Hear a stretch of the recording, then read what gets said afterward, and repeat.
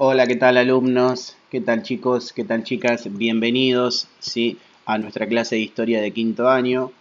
Estamos trabajando y van a poder ir siguiendo todos estos videos a través de nuestro canal para mantenernos en contacto e ir llevando adelante las explicaciones que son concernientes, por supuesto, a esta situación de contingencia que tenemos por el coronavirus. Espero que anden bien y espero de corazón verlos a la brevedad.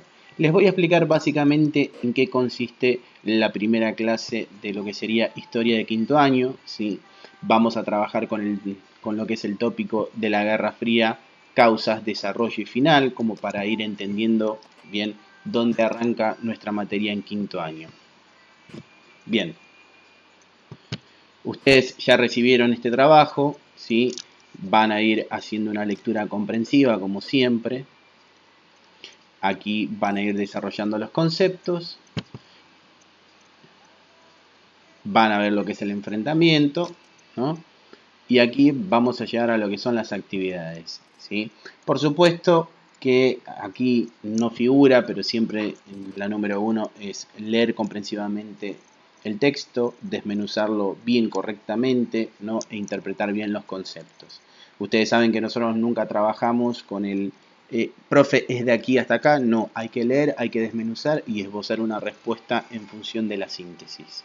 Perfecto. La número uno dice, explicar qué fue la Guerra Fría, cuánto tiempo duró. Bien, básicamente nosotros vamos a decir que la Guerra Fría, para tratar de orientarlos, ¿sí?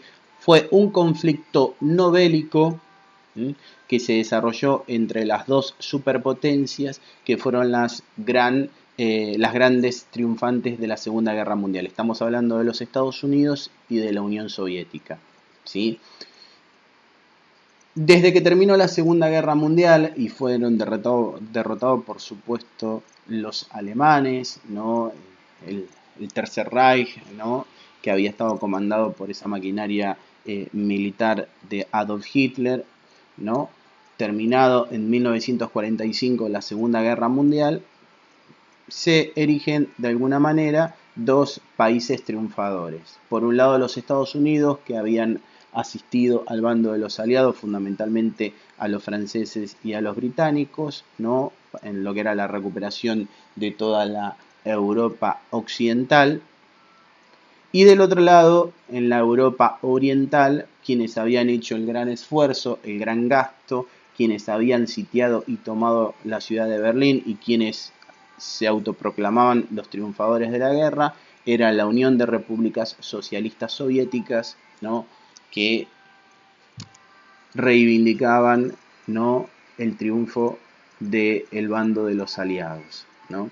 Por supuesto que el gran perdedor en esta Segunda Guerra Mundial va a ser Italia, quien va a correr con las reparaciones de guerra y los gastos, ¿no? Hacia todos los países que la derrotaron. Por un lado, por supuesto que estamos hablando en primera instancia Alemania, el Imperio de Japón y por supuesto Italia, que era un país aliado a ellos. Bien, entonces, básicamente, ¿qué fue la Guerra Fría? Bueno, fue un enfrentamiento, decimos, no bélico, porque las dos superpotencias nunca se enfrentaron, pero básicamente fue una guerra de contrapuntos, fue una guerra de espionaje, ¿sí? Fue una guerra de sabotaje. ¿Y por qué básicamente nunca se enfrentaron? Porque los dos tenían armas de destrucción masiva, lo que nosotros decimos capacidad nuclear. Ustedes saben que en la Segunda Guerra Mundial los Estados Unidos, ¿no? En Hiroshima y Nagasaki, ¿no? Tiraron las dos famosas bombas atómicas que obligaron a la rendición inmediata del Imperio de Japón. Hasta ese momento no se conocía lo que era la capacidad, ¿no? de destrucción de una bomba atómica y todo el mundo quedó, ¿no? Realmente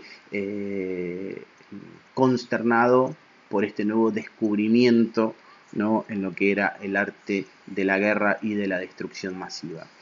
Pocos años después, en 1949, los que alcanzaron también la capacidad nuclear fueron, ¿no? Los rusos a través de la Unión Soviética.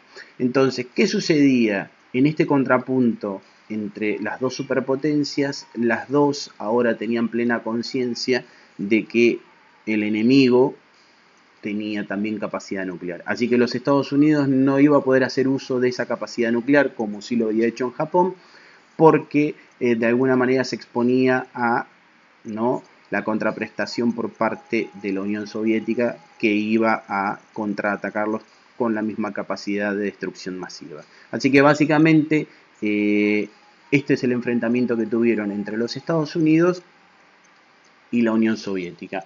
¿Cuánto tiempo duró? Bueno, tenemos que hablar desde lo que es la finalización de la Segunda Guerra Mundial en 1941 hasta la caída del muro de Berlín en 1991, ¿sí?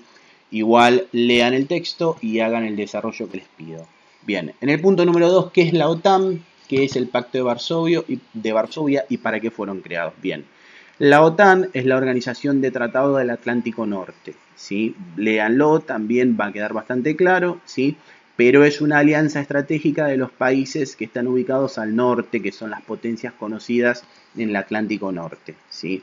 Básicamente ese acuerdo de la OTAN, que aún está vigente, ¿sí?, de alguna manera predispone que si un país es atacado, ¿no?, automáticamente todo el bloque de la OTAN debe defenderlo. Básicamente ese bloque occidental, ¿no?, era afín a los Estados Unidos. Del otro lado, en acciones similares que buscaban también reagrupar lo que era la esfera de influencia soviética, hizo lo propio con el Pacto de Varsovia, que eran todos los países, sí, que estaban en Europa del Este, que también iban a estar bajo el paraguas y respondían a la protección de la Unión Soviética, ¿sí? Bueno, ¿para qué fueron creados? Bueno, ahí también ustedes van a sacar esas conclusiones en base a lo que les acabo de explicar. Número 3. ¿Cuáles son las características del capitalismo y el comunismo? Bien, vean el video, porque aquí lo explica, ese video de la Guerra Fría, lo explica claramente y lo explica el texto, ¿sí? ¿Cuáles son las características del capitalismo? Bien, el capitalismo, por supuesto, era el sistema económico que prevalecía en la potencia de los Estados Unidos, y el comunismo era el que había adoptado en la Unión Soviética, ¿sí? Eran dos sistemas económicos de contrapunto con características particulares y que se van a enfrentar a lo largo de toda la Guerra Fría, ¿sí? Todos los países que queden bajo la esfera soviética van a abrazar el comunismo, y todos los que están bajo la esfera norteamericana van a abrazar el capitalismo. Ahí ustedes pueden elaborar también un cuadro comparativo con las características de cada uno. ¿Cuál fue el objetivo del Plan Marshall? También interesante, léanlo, búsquenlo.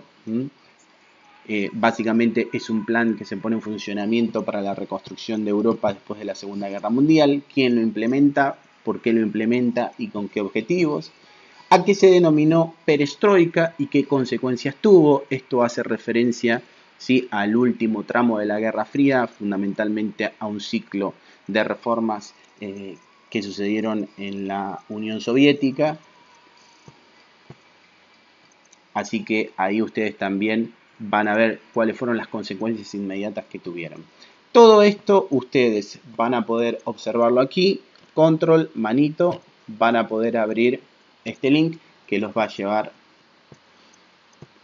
a este video de YouTube, que es una explicación también de 7 minutos, 8 minutos, muy buena, sobre lo que es la Guerra Fría, que a ustedes, acá ya la tengo preparado, ¿sí? Iniciado al finalizar. Es muy práctico y realmente les va a servir para poder, ¿sí?, complementar lo que estamos hablando. Bien. La número 7, ¿qué incidencia tuvo la Revolución Rusa de 1917? Vamos a sacar aquí de vuelta. Ahí nos habilitó. Vamos a poner la pausa ahí. ¿Qué incidencia tuvo la Revolución Rusa de 1917 según el video en el enfrentamiento de la Guerra Fría? Presten atención al video de YouTube. ¿Qué incidencias tuvo la Revolución China, Cuba y Vietnam? ¿Y por qué se construyó el muro de Berlín? Bien, varias preguntas en una, importantes. Todas ustedes las van a poder responder observando detenidamente el video, ¿sí? Nosotros van a ver que a lo largo de todo nuestro quinto año vamos a tener una referencia importante a la Guerra Fría, ¿sí? La Revolución Rusa de 1917 fue la que llevó, ¿no? La Revolución Bolchevique es la que llevó a la constitución, ¿no?, de lo que después iba a ser con el tiempo, ya en la década, ¿sí?, del 20, la Unión Soviética, ¿sí?, y que iba a abrazar el sistema capitalista comunista. Bien. ¿Qué incidencias tuvo la Revolución China, Cuba y Vietnam? Bien, eso también ustedes lo van a poder desglosar, ¿sí? La Revolución China también la vamos a ver este año, pero aquí lo habla, ¿sí? Fíjense que qué incidencias tuvo. Bueno, tienen que ver todas, ¿no?, con la esfera comunista, como decíamos. Tanto Cuba como la Revolución China como Vietnam, ¿sí?, en el enfrentamiento de la Guerra Fría terminaron prevaleciendo, ¿sí?, a través del sistema comunista que triunfó sobre el capitalismo de los Estados Unidos. Bien, ¿por qué se construyó el muro de Berlín? Bien, otra de las cuestiones centrales e interesantes de la posguerra. Recuerden que cuando termina la Segunda Guerra Mundial, lo que es Alemania, como responsable de la guerra y, por supuesto, encargado de pagar las reparaciones de guerra, lo que hicieron básicamente los aliados fue dividirse el terreno de lo que es Alemania, pero ahí ya desde el principio inició la puja entre los Estados Unidos y la Unión Soviética.